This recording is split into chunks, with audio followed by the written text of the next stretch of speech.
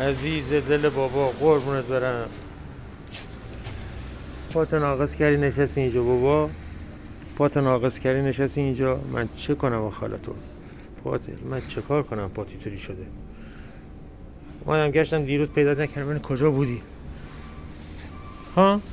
صبح که میخوام برم سر کار میچینی جلو، ولی بعضا که برمیگردم من کجایی؟ خدایا آخه من چه کار کنم با تو بابا؟ چه کار کنم با تو دخترم؟ چه کارت کنم بابایی؟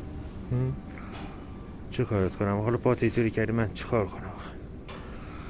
خدایا باشه چه کار کرده؟ بالای سالمه هم اینجاش زینب.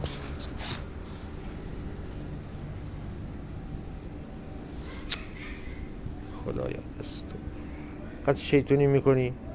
گوشاشو نگاه کن.